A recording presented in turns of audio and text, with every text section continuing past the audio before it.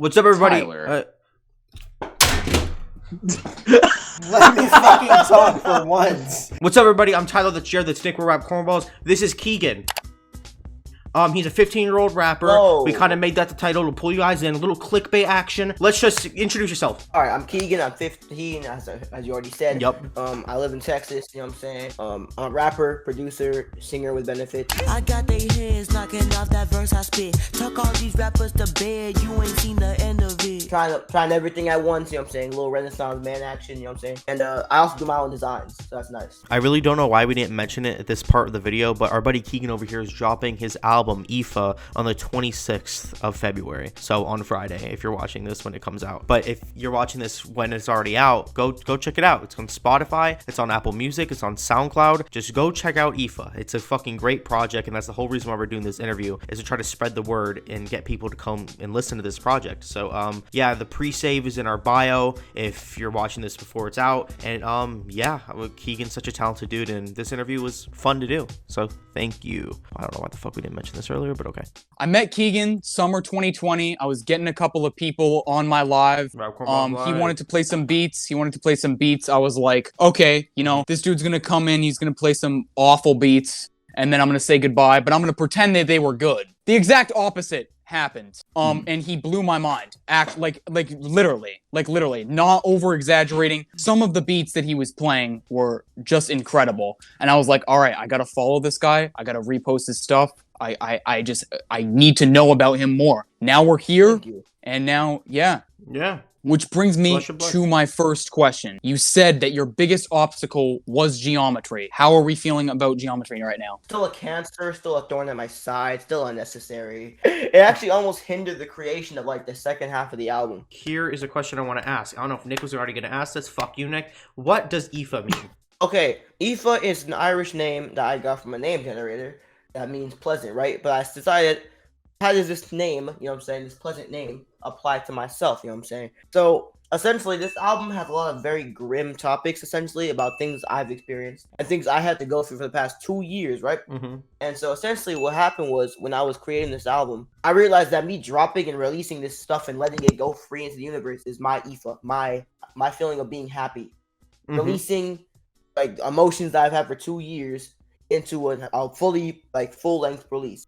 It's actually funny. There was actually 2 albums before this one. Yeah, 3 albums, actually. There was the first one called, and it's going to be cringe. It's called Chocolate Wasp, but pretty much a knockoff to Pimp Butterfly. Chocolate Wasps? Dumbest name ever, I know. It's not that bad. No, I think that it's not intriguing. bad. Chocolate Wasps. Pretty intriguing. It's never dropping. Oh, fuck. And then, actually, and then this was between eras. Like, after my mixtape Sanctuary drop, which is terrible, I was like, hey, I'm going to make a Gorillaz type album called Project Envy with a whole bunch of fictional band members. I think Nick heard one of the Project Envy songs once, and I think he's still recovering. But essentially, yeah, then there was that, and then AOTY was like an idea that came when I met you guys around that time. I was like, wow. The first song that came to be from AOTY was actually Earth. Who was God? Who was you? Who was me? Boy, give me some solace. Oh, boy, give me some solace. Need a break, I ain't being so honest. Where's my true bliss when I want it? Oh, the first half of the double song. About to say Earth. Racks, and I was like, oh wait, no. Nope. Rap actually came out near the end of the album making process. Actually, you said you're Texas based, right? How was the snow? When it was coming, like at huge amounts, I couldn't even leave the house. People's powers were going out. Did your power go out? Nah. I was scared lucky. of that happening, though. I was scared that when I was taking a dump, the power was going to shut off. Oh, that's a scary thought. The lights just turning off while you take a shit, bro. Oh, my God. Fuck. No, exactly. bro. No. So, what was your mindset when making this album? Because obviously, like you said, there's a lot of topics on here that are very personal. And I noticed a theme of kind of being, like, antisocial throughout the entire album. And, like, that's a big theme about it. What was your mindset when making this album? Yo, just like me. All right. So, mindset. So each song depicts essentially the sequence of the album is that it all takes place within usually 1 day. I know you wanna go back home, but you don't know what you do to me. Boat is, you know the whole meow alarm thing that happens. That's essentially your alarm waking you up. And Boat's essentially just like I hate school, I have to wake up and do this stuff. Those songs. Just like Rax is You're Rax is disgusting, Nick. essentially so Rax is essentially whenever whenever you dress good for school, you know what I'm saying? After waking up. Bro, this is a concept album front to back? Yes, sir. Every album's a concept album if you think about it. Yeah, I know, but like at the same time, like I didn't know you know what I mean by concept album, right? Like front to back, like it follows a theme.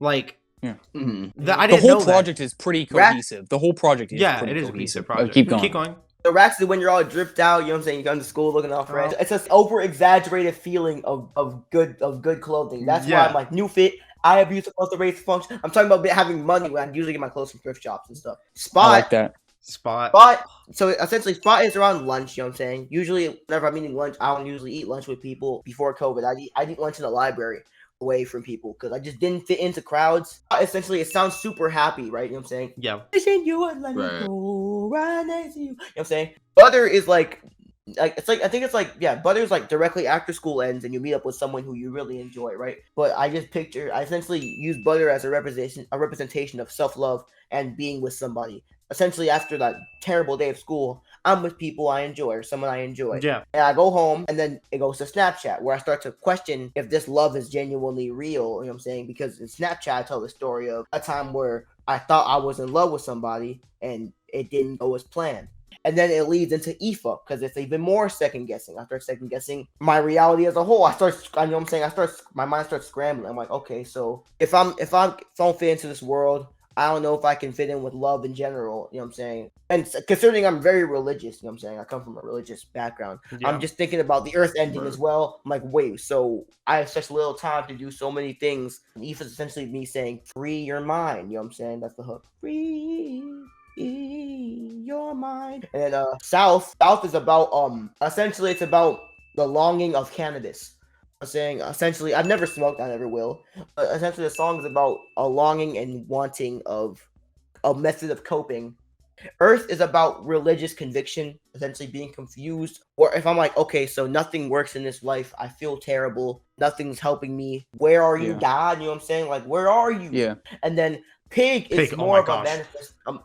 Pig is more of a manifesto of wanting to be into my flaws and me wanting to love my earthly sinful side and loving the things that are deemed bad. Essentially, me having to realize that those things aren't necessarily the best things for me. Like, I can't do ganja. I can't do all this stuff. I have to essentially focus on becoming a better human being for my sake and for the people around me. And then after I come to that revelation, it goes into Sleeve, where I start thinking about another huge role model in my life who's helped me to not go through those things. That's my older brother. This song is me thinking about, you know what I'm saying? I'm just giving him a letter saying, okay, if you're going to go to college, don't have kids, don't change who you are, remember me. It's just basic things that people say. Yeah. Don't, I'm sad that you're leaving, yada, yada. For sure. And then the second verse is essentially me talking about when I go to college, what I say to my siblings when I go. Yeah, I noticed that. It's about it's like growing up. Yeah. But dude, this whole project and the whole concept and everything is actually fucking insane. I loved how all these songs just came together. I didn't even realize that when I listened to it, that basically all the songs are connected.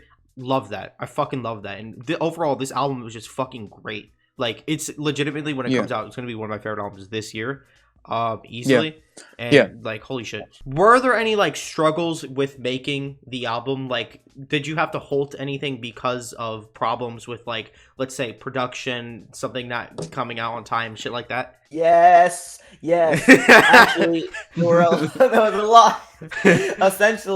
Essentially, originally Butter was supposed to be a song between me and my good friend Jack Mernon from Suburbamore, but he was going through college stuff, so I had to finish the song myself. Rax was originally supposed to be a different song that was terrible. I showed Nick that song, and yeah.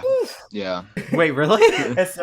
and so essentially, also another struggle I had was the mixing process took a bit. It started October and it ended 2 weeks ago. So it took a while for the mix to be finished, and especially when it comes to, like, I had to go through like 3 different mix engineers. Another struggle I had was the creation of AOTY, because AOTY, when I made the beat was nice, right? But I had a terrible like verse, and then essentially what happened was I was like, okay, so I have to revamp that, do AOTY. Keegan, I am fucking so impressed with this project. Like fuck! I knew it was gonna be good, Keegan. Like, I listened to it, like, I knew it was gonna be good because of the singles, like Rax, fucking South.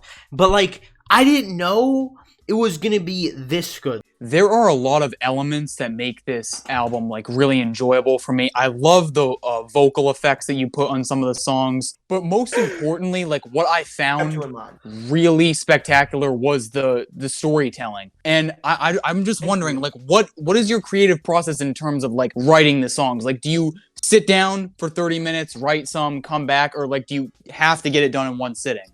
Depends really. Essentially, for the song Snapchat, which is the most story-driven song on the project, yes, sir. I typed that song while on here. I was just thinking of the event, because the event was relatively, like, in 2018, late 2018. First, I had to think about the time it happened. Then, I essentially sequenced. I was like, first verse is going to be about this. Second verse is going to be about this. The third verse is going to be about this. So, I had a clear end goal and clear... You know, whenever you make a blueprint for, like, a story, it's like, okay, so you know the characters are going to be here by there. So, I'm like, okay. Essentially, everything else was just second nature. I've been writing my whole life, so poetry and all that stuff. Where's my trophy? Back there, if you see trophy for the poetry slam. Okay, but Kanye, every single flow on this project is purposeful. I noticed that whenever I listen to people who fast rap, they tend to just try filling syllables with random words. I'm more raised in a short lady giving birth to four babies. No shade to Mac Lethal or all those people. It's just I have a different writing style than you. You do what works. You're better, bro. So, you're better. No shame you're better. No shame to Mac Lethal, but you just topped his entire discography. If he even has one, I don't know. Do people listen to Mac Lethal projects? Yeah, Tyler and Jared kept taking shine. I'm so sorry. So outside of musical influences, what were some like other influences throughout AOTY? What were some like that's a good question. Shows you were watching or whatever? That's a really good question. Wait, I have a question. Okay, so Keegan, what kind of what kind of influence? He's answering my question What kind of influence first. Besides music influences did you have on this project? Oh my God, Jared, we're kicking Tyler out. Okay. Okay. So storytelling wise, I like the movie One Piece, Bara no Matsuri and the Secret Islands, an anime movie. I love the sequencing. I love the twists and subtle terms of like Jordan Peele movies. Yeah, I love Jordan Peele movies. Get Out. But I've only seen Us. Get Out, I've not seen yet. Surprisingly. What? Wait, what? You haven't seen Get Out? I'm a loser. I have to watch it tomorrow. Watch it fucking tomorrow, bro. That's his best movie. I will. I also was inspired a lot, like just in aesthetic. Like AOTY is a very, like, especially near the switch between Earth and Pig, like the whole radio. Yeah. Like I was super inspired by like the aesthetic of some rap songs in that aspect because of the dirtiness. Like I haven't even seen this movie, but just from what I've heard, I was also really inspired by Mean Creek from 2004. I already know everything that happened. I mean, Nick knows I love spoiling myself of things, so I know everything that happens. What? You like spoiling yourself with things? In some aspects, yes. So annoying. This dude's trying. Does he know what Does he know what happens like in the later episodes of Attack on Titan now? Can I tell you a spoiler real quick? Go for it. Go for it. Does he already know that? Oh shit! Attack on Titan spoilers. Fuck. Keegan, you're stupid, bro. Great album. You're dumb as fuck. Like literally. I don't even watch any of the shit that you guys are talking about. that doesn't seem right. That doesn't seem like a good explanation. It's so annoying too when he gets analytical. We didn't come here to bash Keegan. We came to praise him. I'm fucking bashing him because that's stupid as fuck. No. I don't mean to be that guy, but how big of an influence is Brockhampton on you?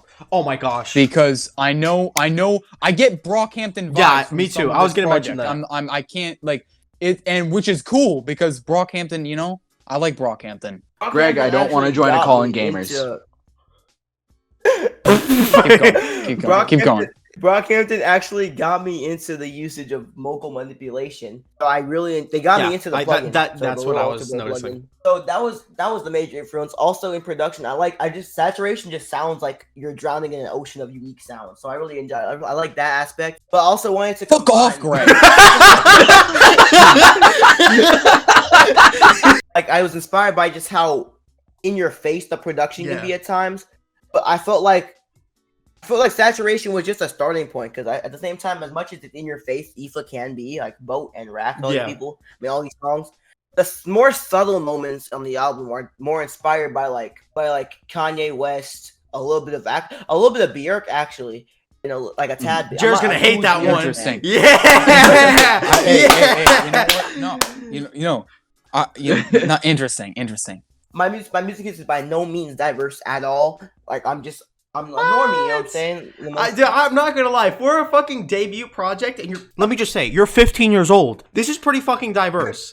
Like you topped J. Cole's entire. You did. You literally I'm sorry. did. You ain't gotta come for my boy like that. Produce the entire thing on your own is like enough to prove your greatness. How did you make an album better than Kodak Black's entire discography? Okay. Now he just. Oh, well, it's rather simple, actually. We can cut this at this point. No. I want to know. No, Keegan. This is terrible. He's running out of questions. No, I'm not. I have this written down. Keegan, how did you make an album better than Kodak Black's entire discography? See, the plot twist here is. I'm not asking you, Jeremiah. I'm asking Keegan. Not you. I'm not mad. Right, I'm not mad at this. Okay. I'm not that familiar with Kodak's discography, so I wouldn't know yet. But I would not be surprised if Kodak is better than me. Because at the same time, Keegan. And at the same time, people like Kodak and like failed, Tyler. even J. Cole, Failed. they have fail. huge demographics. Like they have huge demographics that appeal to all these people. So not only I don't want to get my head cut off by the fans, but I also don't want to jump out something I'm not that familiar with. So I would just say IFA is its own little box, and Baby Kodak's better than it. Who knows? That completely backfired on you, Tyler. You suck. It was a waste of a question. That's good. You know that's gonna take the watch time down. We have to skip to it and just be like, Jared, you are so fucking annoying, man. Oh my gosh. Yo, IFA out 226. Someone say it. Are we done with the interview? Is that it? Because Jared seemed to fucking ruin the entire thing. Because you always ruin every fucking post that we do. This has been Rap Cornballs interviewing Keegan Isowe. Next post, we are kicking out Tyler and replacing him with Keegan. No, listen. Hey, how about everyone just shuts up and we stream IFA when it drops? Okay, it comes out the 26th. February 26th. Friday. Come on. Guys, so I'm proud of you, Keegan. I'm proud of you. I love you, man. 26th. If you are still here watching the video as of right now, thank you. Like the video, share it, comment, and subscribe. I'm gonna let Tyler take over because I don't know how to do this shit. And check out my Instagram. Check out his Instagram. Check out his music. Keegan, last name. I don't know how to pronounce it, but yeah, it's Keegan. Isowe. That he said it. Everybody. Jared's an asshole. And Nick is a fucking idiot. And they ruined this post. Keegan, I love you. I love this new album. It's fucking great. Check it out, please. I don't know how many times I have to say it. IFA 10 Transition. Hope you guys enjoyed this video. I'm not doing that. Never mind. I don't want to do that. Something on my sleeve. Is it my heart? Is it the place where I bleed? Is it the scar? Is it the thing that I need? Give you my all, or do I keep it for me? We grew up together like we Luffy and Ace.